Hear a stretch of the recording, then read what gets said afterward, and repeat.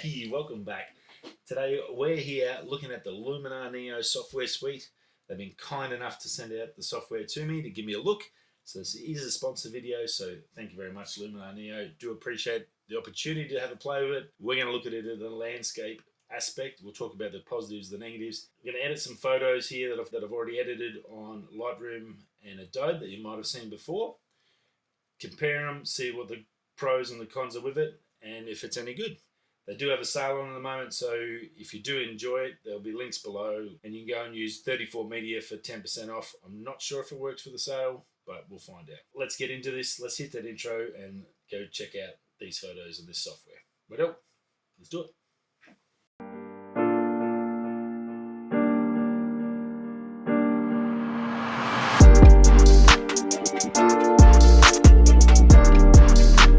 Okay, so I've got 3 sets of 4 photos here. They're from different things. I've got some astro and a Milky Way shot. I've got one from waterfalls. I've got one off the top of the Pack Saddle Ridge here, and then a water shot. So I'll try to get a couple of different ones. I've got the TIFF files to compare them against. So you can see next to each one, there's the raw edits here. Then I've got the edited TIFF file through the Adobe system. You can see the difference, obviously, straight away they're edited, so it makes a big difference. We're going to try and take them from RAW and then edit the whole thing here in Luminar Neo and see how we go. So let's get straight into it, shall we? So if we double click on it, over on the right, you can see it's got a lot of different things. The main thing to look at the top is you'll add your photos in, and then you'll start getting catalogs. You can put new albums and all different stuff in. Presets, which is you've got all these ones on the side. I'm lucky enough with the sponsorship that they give me access to everything to have a bit of a play and try them all out. And then you've got the editing part. So I've got my favorites all set up here, ones that I normally use for landscape. And there's also other stuff down here that you might use more for if you're having a bit of fun or doing more portrait stuff as well, which I don't really do a lot of. But we'll talk a lot about that in a bit. So that's the 3 main sections of the software. So we're going to come into this photo. We'll try this one first. What I'll do is, if I'll come back to catalog, I'll show you it's how it was finished up in Adobe on Lightroom and Photoshop. You see, I wanted to get nice smooth water, get that reflection with the color of the flowers, and then really try and get that 3D pop on that rock. So we're going to try and see if we can do the same with this one. There we go. So I'm not going to be merging or focus stacking or upscale, and they're pretty simple actually. If you are going to do a merge, you just take your 3 shots, shift, highlight them, drag them into that HDR merge, and it'll merge them for you. Same with your stacking. Take your shots that you want to stack, put it in there, and it'll just automatically stack it.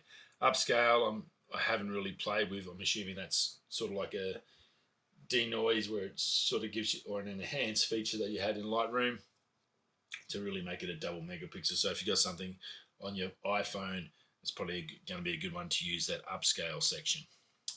So we don't really need to do much in here in regards to this photo. You've got your data over here, what it is. So it's 22.6 megabyte file, ISO 100, 93mm, f5, 30 seconds. That's why that water's nice and smooth. So that explains that a bit. Right, we're going to get into it. So we can look at the presets. I guess like most presets, even the Lightroom ones, I've only probably got 2 or 3 that I sort of actually use out of all the presets that I've seen. There's a heap in Adobe that they give you. I don't use 99% of them. I've probably got 3, maybe 4 that I'll use on a regular basis as my starting point. And I think it's a very similar sort of thing in this system as well. You're going to find ones that you do like and don't like.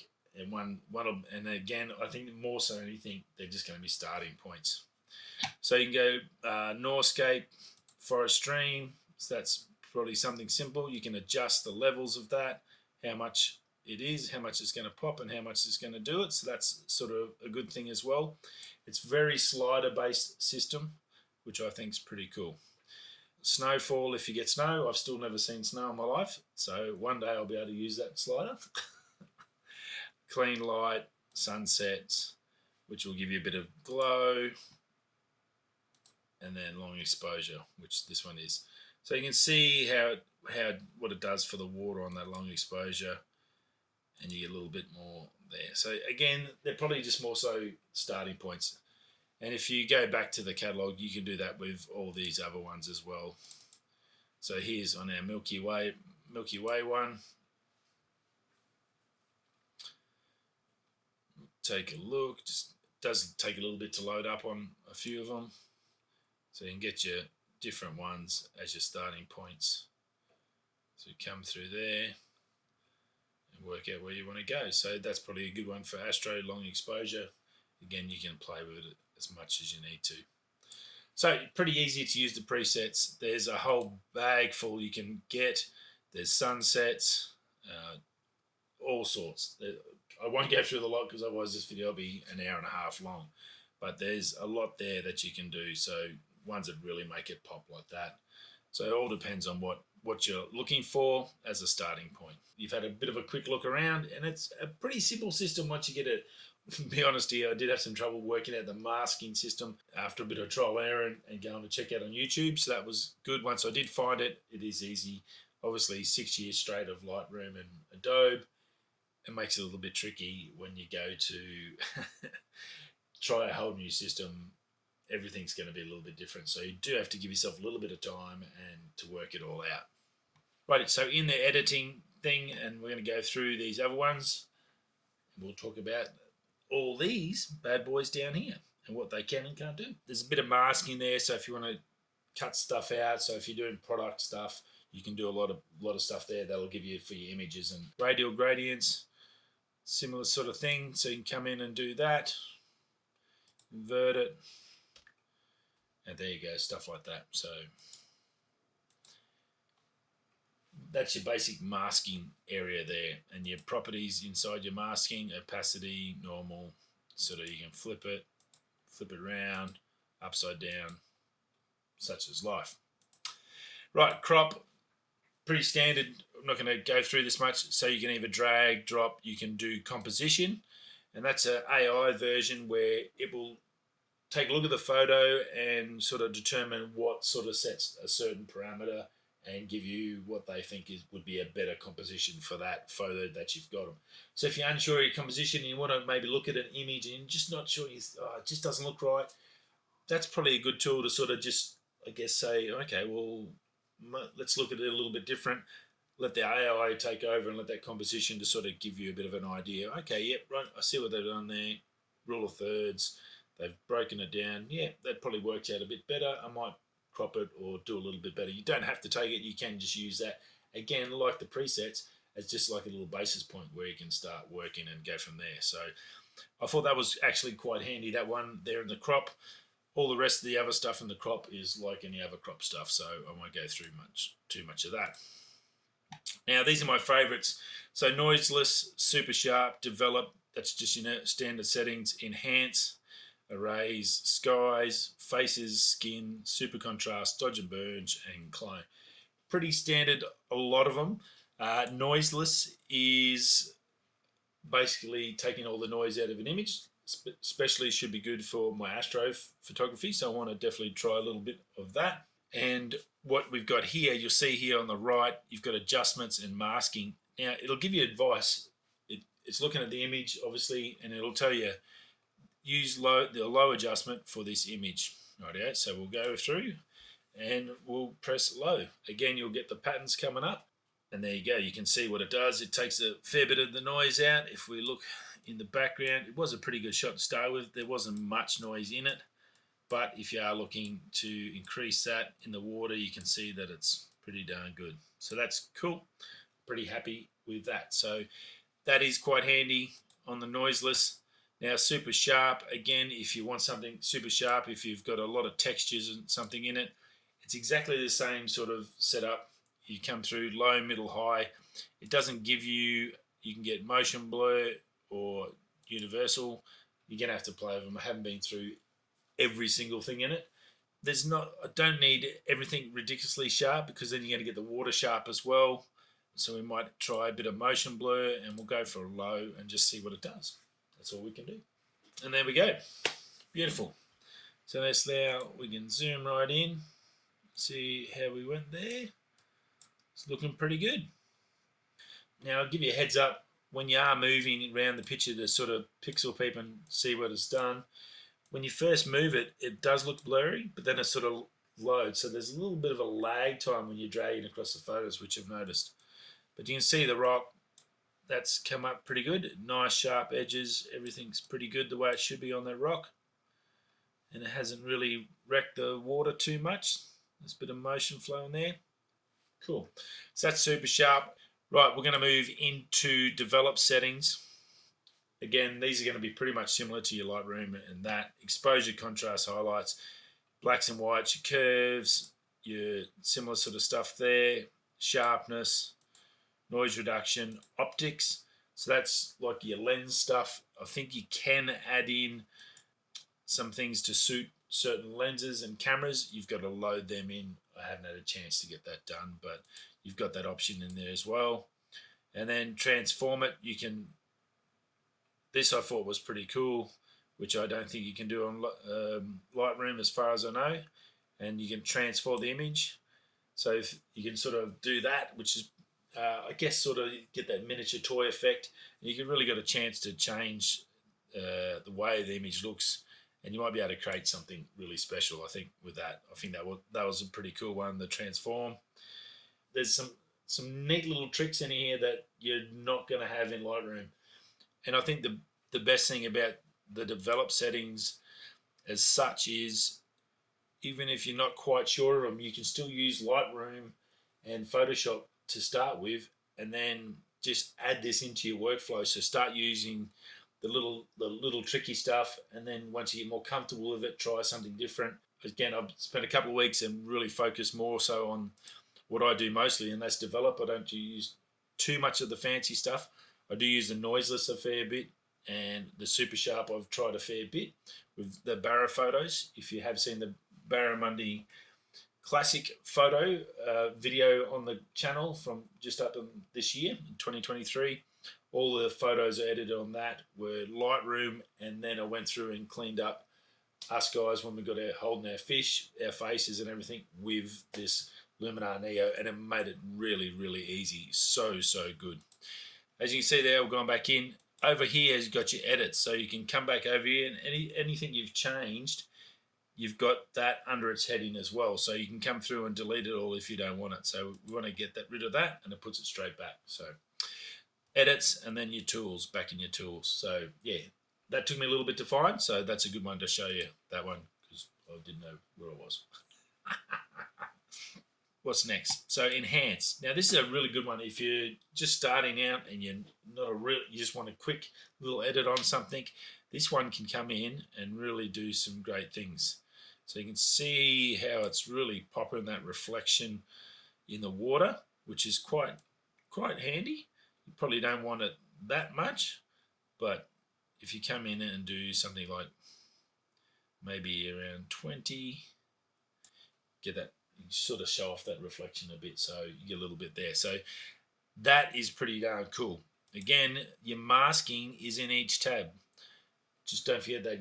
Where you've got a separate masking tool up in Lightroom on the top right, in here every single tab has its own masking section over here. So you get your adjustments and then your masking. So you can come in and you can do a radial, linear, a brush, and then enhance just those areas. So there's some really clever little things that, if you, again, it's taken me a while to find these things and learn them, and you're going to get in there and go, wow, this is totally different. If all you've used is Adobe, you're going to give yourself a couple of weeks and you've got to spend the time, but you will find some things in here that you just don't have the options on in Adobe that I've found so far. So it's been pretty cool. So that's enhance. Erase, pretty simple. You can come in, erase stuff. Might want to erase that. So we'll just go, see how that goes. And then press erase. Clear it out. Not too bad. Pretty cool. This is probably a big one. These two down here, objects removal. You've got remove power lines and remove dust spots. That's pretty darn good if you're out about taking lots of shots in the wilderness and you're getting dust on your sensor. to be able to come back and get that done just with just one click. It does a really good job on that. So that's a really good one to remember. So we can get out of there. Sky. Now this is everywhere where there's AI in there, they'll have the little AI symbol. And this is where you can do things like adjustments. You can add skies in, sky selection, face and skin. These are really good. I'm not going to go into these because I'm more so landscape, but if you do any sort of portrait photography, this is a beast. This really makes a difference.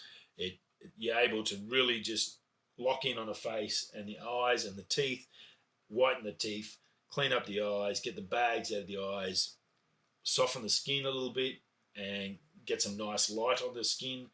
It does a really good job for photos of people. So if you do portrait, any sort of portrait, even if you've just got an occasional shot where you've got things like I did with the fishing trip, it does an amazing job. So you can definitely recommend it for that. Same for skin, same thing. You can smooth it up, get rid of blemishes and stuff like that. It does a great job. Super contrast, basically all about just contrast. You can come through, adjust your contrast. So you get your contrast level, and then you get your balance of it. So you can adjust that, how you want to do it. And that's, again, just you're going to do that by feel. So you got contrast in there as well. Dodge and burn, again, simple. You get your brush, your size of your brush. You can change that, your softness and strength, all those normal stuff we have in Lightroom. And it's just simple lighten, darken, or erase. You can come in and just do that. So if you just want to do some dodging and burning, very quick and easy to understand. There's no keys and stuff like that. You can just come in and go bang. Right, I'm going to darken. I just want to come and put some color in that over the rock there. Just put a bit in there, get a little bit of color in that. Come down, get that size down. And then we get some color in the back.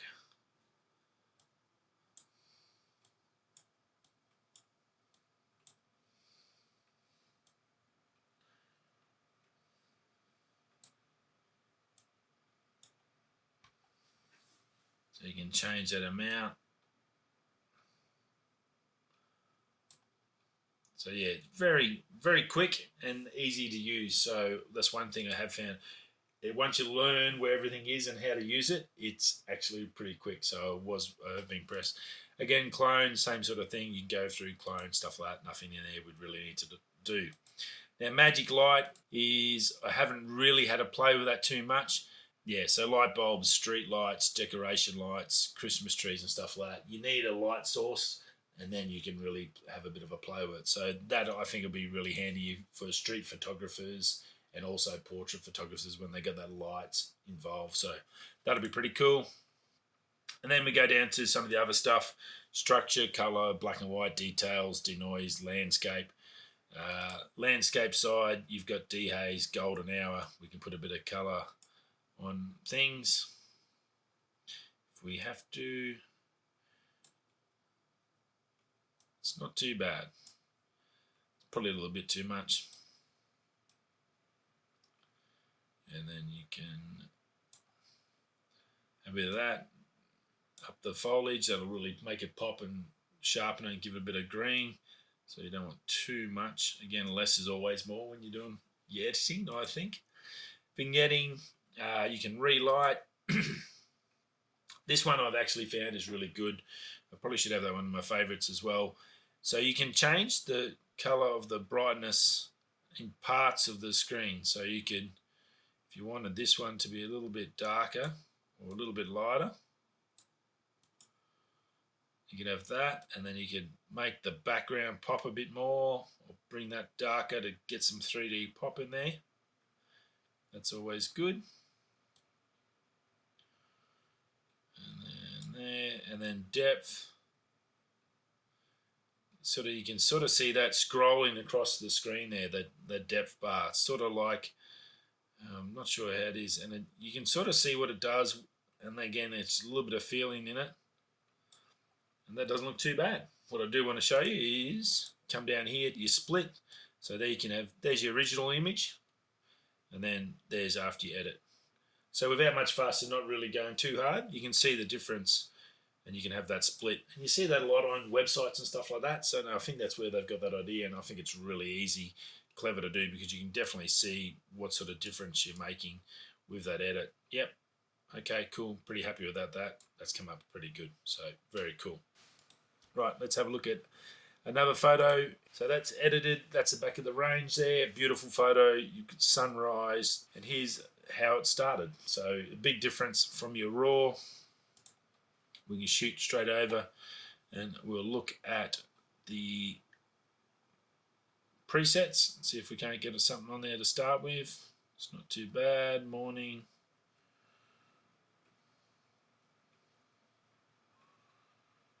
That looks pretty good. What else have we got for our... Some of the sunsets ones might be good. Check those out.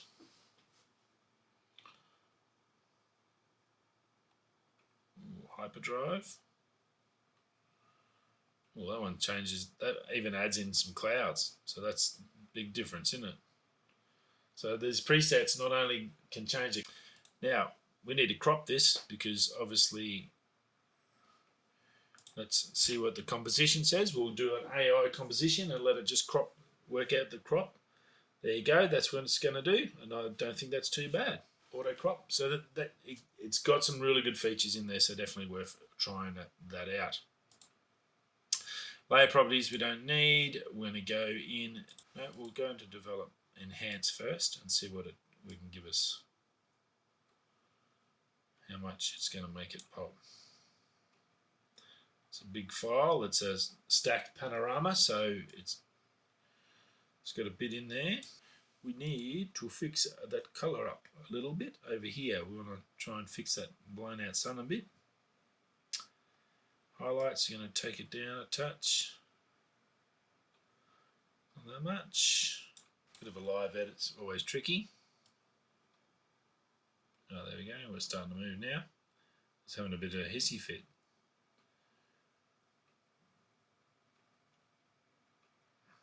So you can do things in this transform, I think, can be pretty cool, because you might be able to come through and do things like that where you can make this mountain feel a little bit bigger,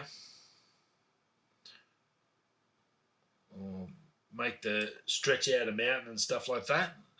You can do that in Photoshop, but it takes a little bit of masking and stuff, whereas this you can sort of pretty much do it straight away like that. So that's pretty cool.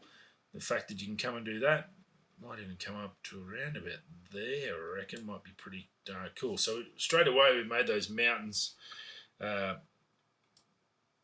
lot bigger, feel a lot taller at the background there, so that's pretty cool. And then your aspect, that's pretty darn cool tool, isn't it? I've got to admit, I'm really enjoying that one.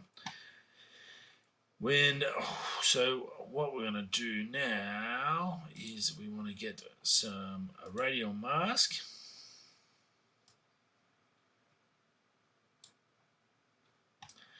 And then come in here. And then we're just going to back that right off. That highlights. So every time you close it, that will then put that into your edit basket. So you now have got an edit basket in there. I can come through and you can use them multiple times. So you come back to tools now and I can pick up another develop and go into masking and get a different mask. So they're little things that take me a little bit to track down. When you first get in it, I was trying to find where these masks, because I thought it was just the layer properties. But yeah, so it does take a little bit to get used to.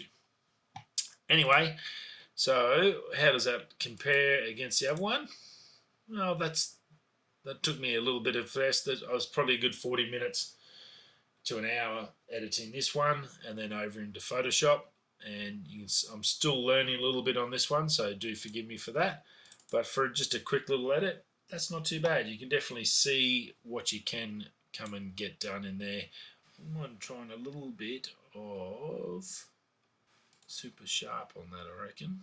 We'll just see what that does. Get a little bit of mask in action. We'll come back once that loads up. Magic. Rightio. So that's super sharp. We've just done that as well. And that's come up pretty darn good. Let's do a bit of zooming in and see how that's... It is a big pano and it's got a lot of detail in it. And that's pretty darn cool. It's a lovely photo. And I actually don't mind that. I might come in later if you're going to edit and do some more blue and work on the sky a bit more like I did with the other one. But again, we can see here where we started and where we finished up. For a couple of minutes, that's pretty darn good. So it's got some great options. That transform and stuff like that makes it, you can see the difference. Rightio, that's us today. I hope you enjoyed that. A little bit of a quick overview and a look at Luminar Neo. Definitely worth checking out. As I said, they do have a big sale on at the moment, this current week. So go check it out. Sale should be still on.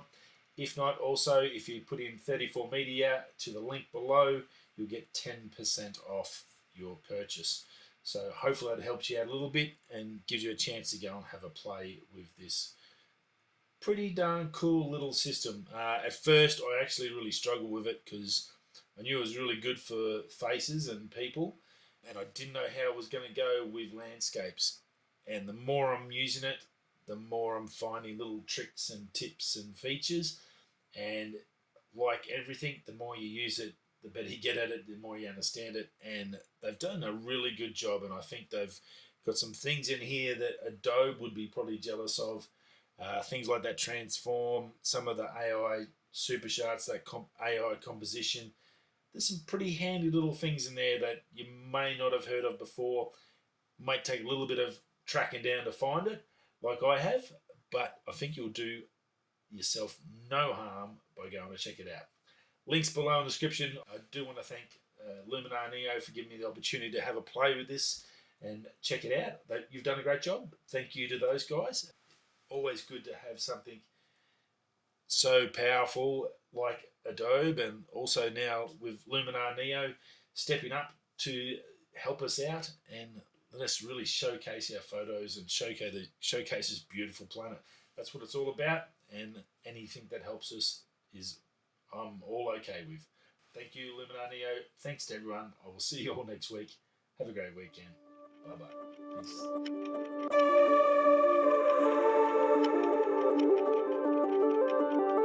Peace.